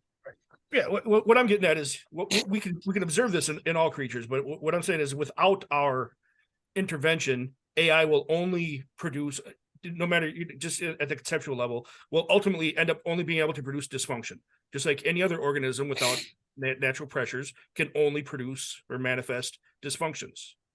That, I mean, we see that happen all over. That's exactly what the rat utopia experiment demonstrated, was that without those pressures, the organisms, the actors in that environment will eventually be limited to manifesting dysfunction. Okay, I'm not arguing on testing. Right. Testing theory, because the reason we end up with, we have acquire, status, and self-image. Motivation, purpose, motivation, and secondary purpose and motivation, because the acquire and status gets you discounts on opportunities. The most important one is discounts on opportunities for reproduction. What happens if you take away those things? Do you get rat utopia? Do you get dysfunction? I don't know I don't think so. I don't think it knows what the fuck to do. So that's, and I'm not countering. I'm saying I don't know the answer, because the difference between an AI and animals with a neocortex riding on it, with an AI riding on it, is that it doesn't have any original incentives. Right. Yeah, that's effectively what I'm talking about here. It either just spins in a state and doesn't do anything, or if it does do something, it can only draw on the direction it already had. Oh, so you're saying people would drive AIs to create the mouse utopia. You're not saying that the mouse utopia, the AI would create the mouse utopia by design. Yes, that's correct. You're absolutely right. That's depressing as fuck. Did you have to really do that? Why do you always guys always come up with something that's depressing every week? And it's also a reason why AIs are more valuable than people in many contexts, that they Yes. don't have those animal incentives. Yep. So that makes a question of voodoo elites are going to be much more important. Say that again. That's important. Voodoo elites are going to be, and what their incentives are going to be. Because Oh, that's horrible. why wouldn't they just replace us all? Well, they would, right? I mean, if I could make I'm pretty Christian, but in my ethics, but if I could make the world's lower 50% disappear, that would cure pretty much everything, wouldn't it? Maybe the lower 60% disappear. That would radically improve human existence. Well, why wouldn't that turn into? Well, I mean, the AI 50%? has no reason to think of that, right? You'd have to ask it, right? But why wouldn't elites do that? I mean, You're always- current elites are already replacing us. Yeah, I was trying to get there. Those elites, they just become those Japanese guys in the cubicles, though. That's the end result of that, even that approach. You have to steward the lower class. They're always there. If you get rid of half of people, there's still a lower third. Until there isn't anybody left. They're just those guys in the cubicles. So that's the only outcome of that approach. This doesn't load. I think the carrying capacity. They have much nicer cubicles, but they're still just those guys slowly dying in their cubicles.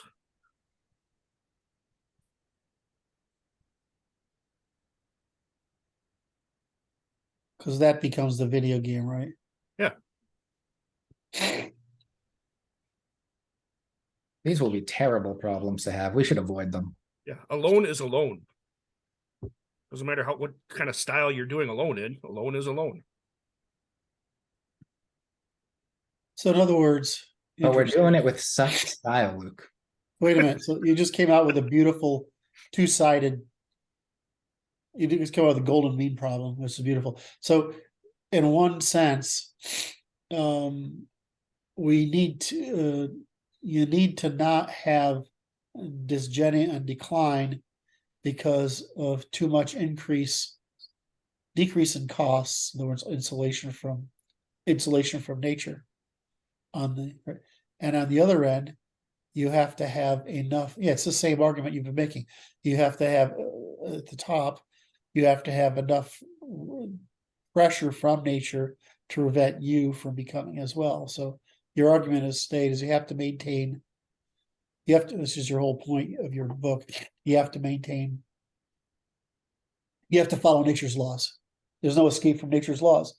If you can escape them, you'll die. Yes. So if you try to, right, and so it's even trying to escape them is suicide. Yes.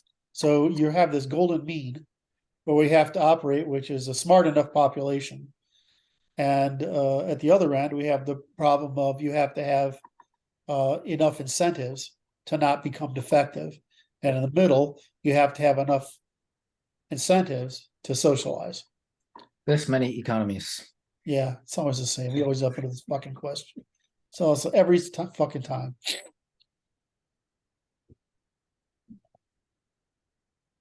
Before, during, and after. Really, and that's really we always end up with before, during, and after. Before, during, after. Yep. It's almost like nature has laws. Yeah. Well, I mean, it's a good. We've never had the privilege of being in the position where this could even happen. Right. we could, and we're to the point where we can actually see it on the horizon, right? I mean, it's out there. We're about to bump up against those limits. And so, we've had, more than a century of people ruminating about this stuff. The topic we're covering here is not unknown. I find it pretty utopian, and I think we're pretty pessimistic, but we're not nihilistic. In other words, we keep going back to what the human animal, based on what Luke's saying, you have to stay within the limits of nature, because even if you can't escape them and it's a problem. And if you can't escape them, all right, you can't, excuse me, if you can't escape them, you're screwed. And if you can't tolerate them, you're screwed, right? I mean, you're pushed from both sides. And so you have this golden mean in the middle where we have to accommodate the three basic classes, right? And the before, like forward looking, the middle, which is existing, and the lagging classes.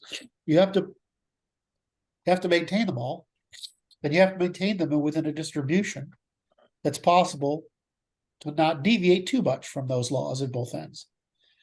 And so we're just at the first point in history where we can get to the point where we can use our technology to try to escape nature's laws and pretend it's possible.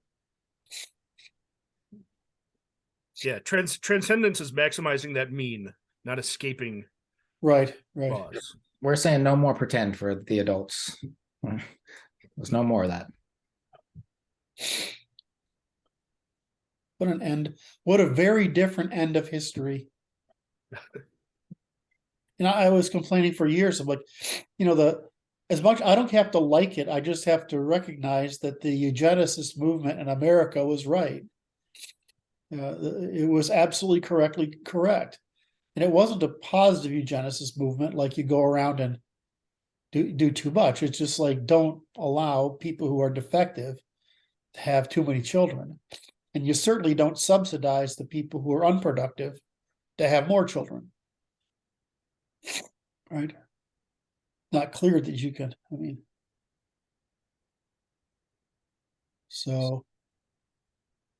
I was worried about that. But now that we're at the point where we can have the other end of the spectrum, where don't get yourself in a position where there's no pressure from nature. Because you might be able to move into a primarily aesthetic production, right? Which is what I'm sort of advocating for in the interim. But if you ever go beyond that into basically ultimate hyperconsumption, everybody's basically sitting there with digital needles in their arms. Right, and that's just extinction. You guys are very stressful. The hyper stimulus you should get delivered to you is training. It's a hyper stimulus. I would just enjoy life more if school were 3 hours a day. Yeah. Right, and work were 3 or 4 hours a day. Preferably 3. I'd probably work 4 or 6, right? I wouldn't work 8 hours. I know. And then I'd go home and do something else, like raise my family. I tried to. I suppressed the urge to add other vulgar things in there. You'd have time for them, though. You would. And so it's that people have to have how's Luke this? They need the minimum pressure to preserve socialization and normalization and prevent the mass utopia. So there's a minimum pressure they need. And that's probably what we evolved under the hunter-gatherer lifestyle, which is maximum socialization and minimum production. And then we'll probably be happy. So what we could do, the way we could look at it through history is we have is the agrarian age was the age of suffering. And we could talk about it as that is the intermediate period between our eating everything on the planet that wasn't nailed down and making most of it go extinct, which must have been a hell of a goddamn party, I got to tell you. I mean, just think about it, meat and keggers every night. I mean, it just can't get much better than that, right? Except for the guys next door might come and chop your head off on a regular basis. Just found another grave somewhere with like 800 guys in it with their heads cut off. Yeah. So those white guys that came in, you know, those fucking white guys. But you called it too. I mean, you know, prior to the agrarian revolution, people were, you know, the hunter gatherer was spending 3 hours a day on acquiring needs or meeting his own needs, right? With the agrarian revolution, we went to a work at model where we're working from sun up to sundown. That same thing to accomplish the same task.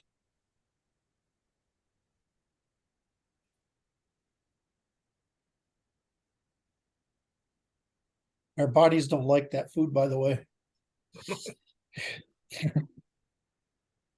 Our societies don't like that arrangement. There's very little human about it. So the problem then is that we've built up these norms, traditions, and values over the agrarian age, which are increasing our ability to cooperate peacefully in large numbers. That's true. But the means of production to achieve that was too painful. Whereas now we can reduce the means of production necessary to achieve that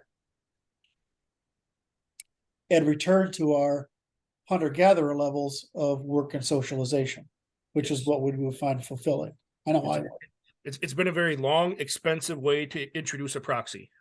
Now can I spin this really negatively now? Oh, come on, I gotta spin this. So why didn't the Greeks or Romans produce the Industrial Revolution? Because the technology was available. Well, They had slaves. huh? They had slaves. Slaves were too cheap. In essence, the population was too large. The available pool of people is too large. But if we hadn't had those 2,000 years lost, we'd had the Industrial Revolution in, say, 100 BC or 180.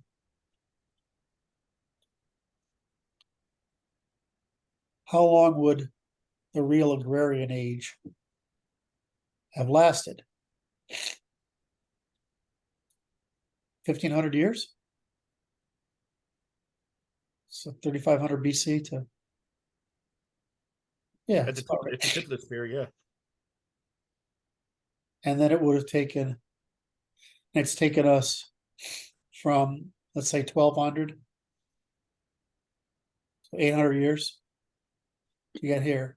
So 1,500 years of agrarianism, 800 years to bring about industrialization, 400 years to produce. It's going to be faster than that. It's got to be a logarithmic. Maybe it's 800 years. Then it's only, let's say, from industrial to technological is only, I mean, it's who knows? So it's on the visible horizon. So we basically lost. We lost somewhere between 1,000 and 2,000 years. Somewhere in that range of unnecessary agrarianism. Because everybody else collapsed by 800, right? So already every civilization, Islam did, China did, India did, Africa never got there. So without that delay, Westerners could have, from 1500 our invention and about our expansion in 1500 BC till to, let's say, 600 or 800 AD, we could have, at the most, we could have raised mankind out of poverty, ignorance and poverty in just, well, from the founding of, from 800 to 800, yeah, it's worth in 1,000 years. So, right, so that's pretty scary, really. But I'm waiting, I'm trying to see if anything bubbles out of that statement. No, the point, of course, is that these Luddite ideas that say you have to put everything back instead of you have to maintain socialization, That's the fucking problem. Yeah. The healthy way forward is always the introduction of effective proxies. You're right. That's how we continue to integrate. So that's why I say that, when you're in an active frame, that conservative and progressives are the same thing. You're defending what value you've already invested, and you're investing in the potential future value at the same time, right? I mean, that's what we want to be doing. Well, I mean, I don't look the conservative progressive is always a nice way of framing the conversation that's incorrect. It's empirical versus theoretical. Conservatives are just empirical. Well, I mean, I want to see it work before we go and experiment on each other. The progressives are magical thinkers. Like, I want to experiment on each other and see how it plays out. And it's just It's just responsible for conservatives versus irresponsible progressives. When it turns out that every progressive thing they've done is jumping the gun by 30 years and would have worked on it myself, and they caused more damage by trying to accelerate it by 30 years than if they just left the damn thing alone. Fucking destruction of the black family. What a bunch of morons. Yep. It was the same thing with the whole communist, socialist, fascist revolution, right? They just left the fucking matter alone. 30 years would have solved the goddamn problem. But no, they had to tear the fucking world apart. Anybody who's progressive, you should just, if the minute they get out there, we should do this great leap. Fucking line them up and shoot the fuckers.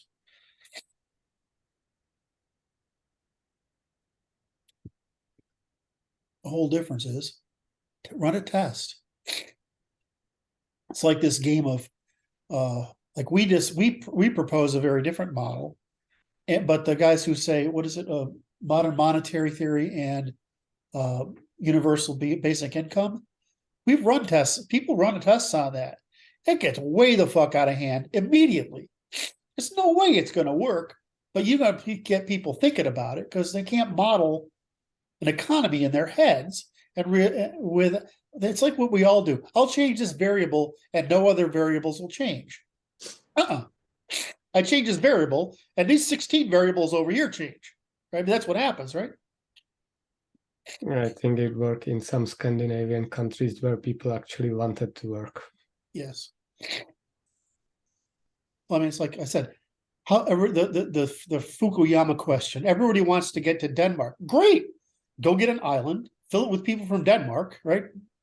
Scandinavian Germanic Protestants who are, all within 3 degrees of relation, right? You got a population of 5 million people that are, that are at the upper end of sexual dimorphism and intersection with neoteny, and you got the human fucking population to work with and claim we can all do that. And I'm like, you fucking can't. You erase it unless you go in there with an eraser on people's brains and start from scratch. Not going to happen. But then I don't know.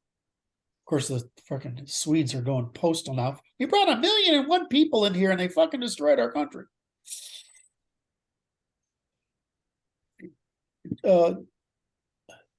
Jacob, you live on the West Coast, right? Yep. You published some very envious pictures. Yeah, that's the view from my apartment. I hate you. I had a customer in Vancouver on the other side of what's the north side of the water called? Like the ocean is here on the left. I don't know which side is this for you? Is that the right side or the left side of your screen? Oh, that's the left. Yeah. That's the left.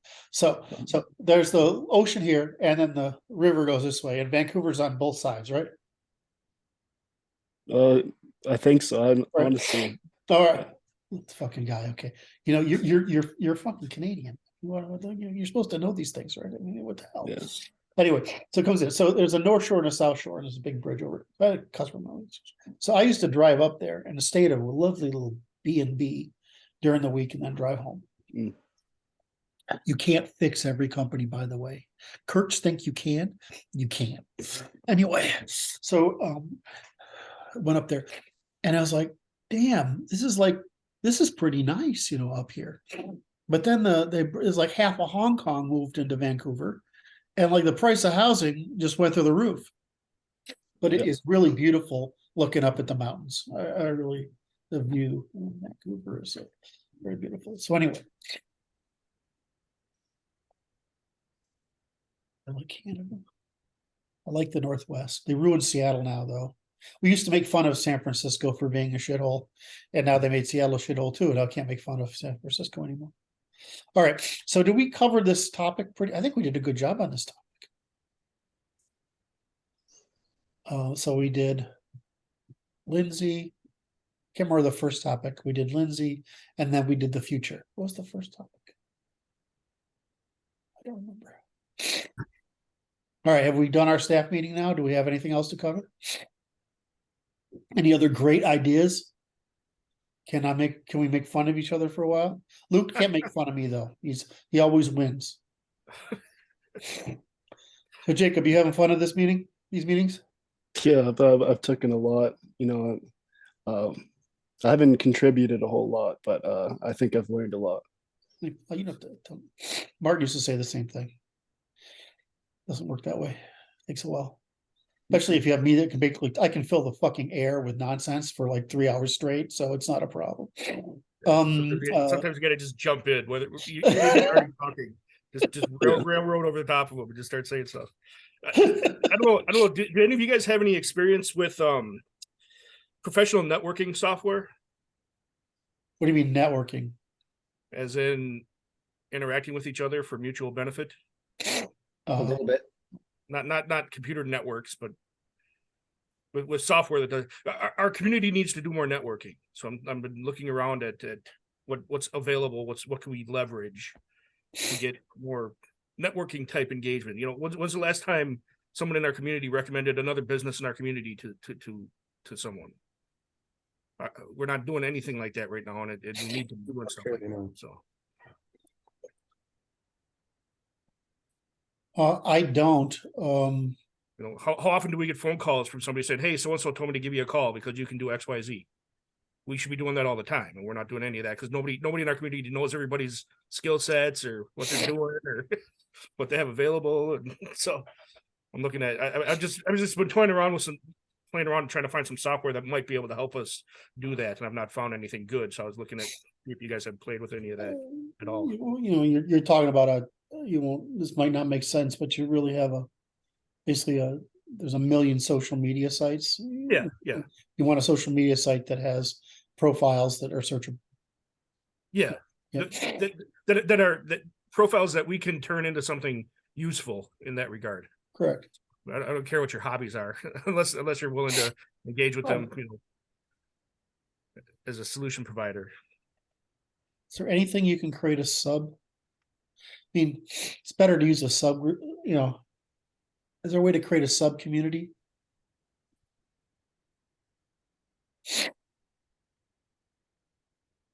Yeah, I don't know. We have to, I need to get, yesterday I felt good enough to do things again. And I was thinking, well, we need my software because it does all this stuff. Just need it. Yes. I'd like to see that, but we also got to get started on getting people networking with each other. No, I'm just saying we need to. I'm just bringing it up again. Yep. So it just needs to be. But the thing is, it needs to be fast. You need to be able to like. The problem is you create that, and the first 5% of people get on, and then that's not enough to reach critical mass. Right. So I was trying to think of what community are we already part of that you can start there. I don't know. I would love to get to a point where every single dollar I spend is going back into our community. So yeah, that's my ideal state. So, and I can't do that right now. Huh? Brandon? We can do that. We can get that done.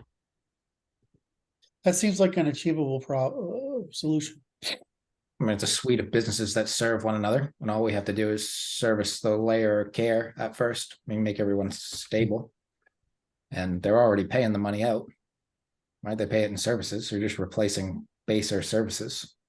I see a lot of our guys approaching a place where they can service more people well than common services now, from doctoring to education to assisting you with raising your family. All of those things. And even, hey, I need a group of guys to help me fix the shed in my backyard this weekend. Even Well, that kind of networking we need to be able to do. Part of being pro-social. Yes. Otherwise, we're just talking shit. We've got to start facilitating that is the point I'm getting at. I agree with you.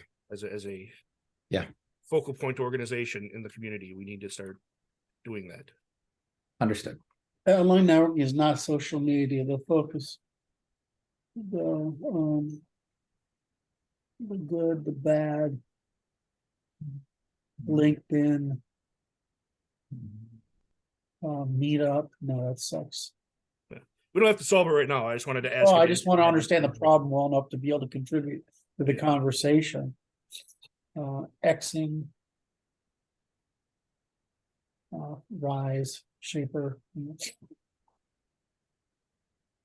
I want someplace to look. Anytime we ask the question, do we have somebody that can? Yes.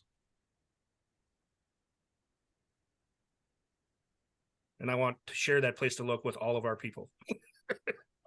So that they could all answer that question from the same source.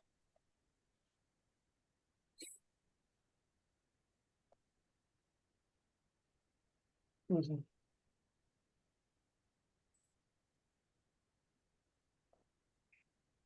right, I'll stop. All right.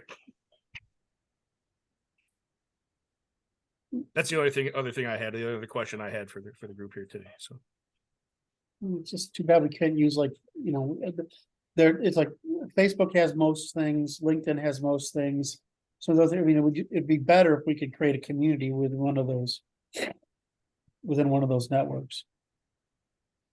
Because that way you're guaranteed people can get into it easily. In other words, they've already produced the critical mass. All right, I'll stop bothering you guys. We've been on for our 2 hours, so I want to cut it off anyway. All right, great meeting, guys. Thank you very much. Talk to you soon. Brandon, would you mind staying online with me? You got it. Okay.